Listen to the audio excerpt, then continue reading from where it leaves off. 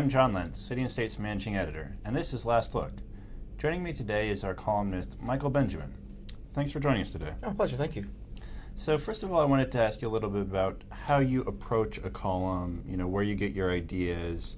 You've done some great ones for us over the months. I got a lot of stuff rolling around in my head, a lot of little voices about stuff. I tend to get ideas from what's happening generally, from my own personal interests and peaks about things that upset me, and I want to write about it. Especially things I think may be interesting to readers from a different perspective, a person who's been both a public official, a government official, and also that's interested in politics and government. Your most recent column looked at Cathy Guerriero. She's a candidate for Public Advocate in New York City. Maybe it was flying a little bit under the radar, but she did well in a recent poll. Tell me a little bit about what you came away with after meeting with her. And the fact that she was little known and she's under the radar and she was running for the first time, that's what sort of got my interest in her. And so back in April, I actually sat with her to learn more about her, and I came away really, really impressed by her as a first-time candidate, and impressed by the fact that she's an athlete, having been a softball and basketball player both in high school here in New York and in college, playing for Weiner College. And she's, as I said in the piece, she's the embodiment of Title IX, which created gender equity in education and also gender equity in athletics. I remember as a teenager when these things happened, and I remember the girls in my high school who played ball were able to do these things, and those who actually eventually won scholarships because they had the opportunity to do that and have their talents on display as boys did, and also have a great opportunity to go to college. And to the point now, I think I wrote that Title IX is the most successful civil rights program in American history, affirmative action program, because women now are outpacing men in undergraduate degrees as well as graduate school degrees. And I think it's almost a 2-to-1 population in our law schools. It's worked for women. Mm-hmm. Now, there's obviously a lot of races going on in the city this year. Mm-hmm. One of them I wanted to ask you about is a city council race. Assemblyman Micah Kellner, as you know, is running for city council in New York City. And there were some allegations that came out this week involving sexual harassment some years ago. Mm-hmm. I'm wondering what you think about that in terms of how the Speaker's office, Assembly Speaker Sheldon Silvers, how they responded to that. I was disturbed and annoyed. To me, it's sort of become the last straw to break the camel's back when it comes to how we deal with the situation coming out of Albany. And when I was there, we had a process, and I believed in a process. I would go to the training sessions to learn how to not be a sexual harasser. And we made sure that our staff, both in Albany and in the districts, went to the sessions appropriately. Because I believe that people need to be protected, and the system is supposed to be in place to protect them. And to find out that for 4 years, nobody knew about these allegations. They were told about it, but nothing really happened with it when there's a process. And I do really find it hard to believe that Bill Collins, the former counsel to the Assembly, would hold on to this knowledge and not share it with the Speaker for 4 years. I find that very, very hard to believe. And I really wish that the Ethics Committee will look into it and also look into the fact why was it held for 4 years and how was it the Speaker and his Chief of Staff were not told what had transpired. Another thing that disturbs me too is that it would appear that the process is used in its proper fashion against Republicans and against members of the Assembly who may not be favorites of the Speaker's office. And that's not the process we should have in place. And we need to make sure the public has a great deal of respect for the institution, which means we have to be fair and use the same process over and over again properly, whether you're Vito Lopez or you're Micah Kellner or you're Mike Cole or you're Sam Hoyt or you're Ryan Carbon. We have to use the same process and be fair. Well, some of those names you mentioned there, maybe explain a little bit about how this was inconsistent, the way the Speaker's office, works with different Assembly members and how they're reprimanded or not. Well, one member, Michael Cole, a Republican from upstate New York, it was found out that he had spent the night at the home of an intern, and we had an anti-fraternization policy put in place to protect interns, and he violated that. So Mike was referred to the committee. The result was a letter of censure and a vote, and then Mike Cole lost his Republican primary as a result.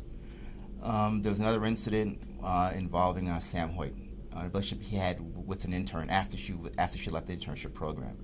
It was found out. It was referred to the Ethics Committee. He was also censured and he was prevented from having interns in his office ever again. That was his punishment. Ryan Carbon, he was accused, at least the rumor was that he had done some things inappropriate with some male staff and male interns. And he was in the chamber 1 minute, the next minute he was gone.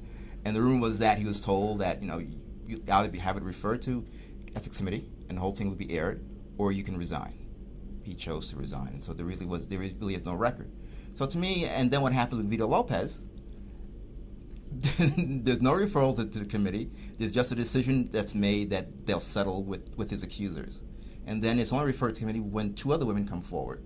And that creates a level of inconsistency, creates a level of not trusting in the institution. And then for me, it makes the other 95% of members of the assembly look bad when there's nothing that they had any responsibility for.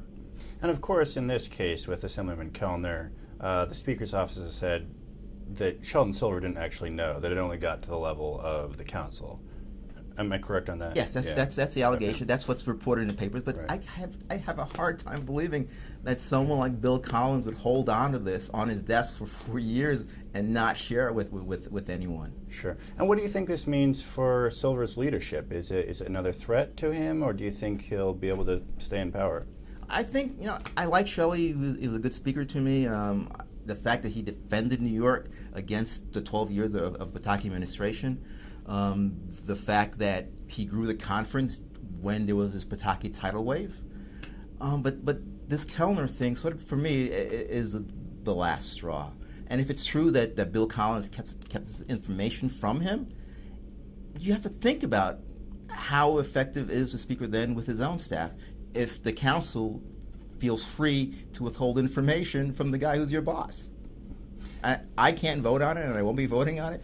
I think other members of the assembly need to look at it, and I wrote in one of my previous columns that I think the women who are much more empowered now, I'm not putting the onus on them entirely, but I think they should exercise their votes and their strength, and I'm also asking now for the assembly members who are males to begin to come forward and to be the change and to join with the women in making sure that we can end this culture of sexual harassment in the assembly, because we can't let women who work for us, who work there, feel uncomfortable or feel that they can't have their complaints properly adjudicated.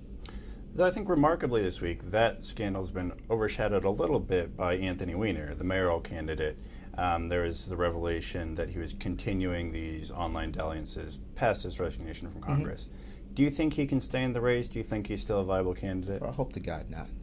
I just tweeted earlier that I think New Yorkers who have a protest against him ought to tweet out to him their own selfies telling him to get out of the race. Because it's a circus, it's an embarrassment. I think he has some sort of addiction to the limelight, addiction to being in public office, and maybe even an addiction to sharing his life with women who are strangers to him. That ought not to be the fact for a mayor. He has said that while there were not dozens of women, to me that's not an excuse for what you did. And I think being mayor requires some level of character and integrity. And I think he's demonstrating that he lacks both. I mean, he might have been a fiery congressman, but I don't think that's enough reason for voters to want to put him in Gracie Mansion and make him the next mayor for the next 4 years.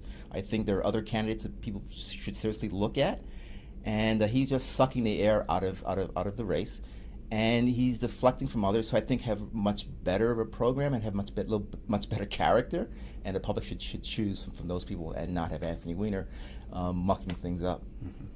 I must admit, I was a bit surprised when I saw Huma Abedin standing by him when he made his remarks and he had his press conference.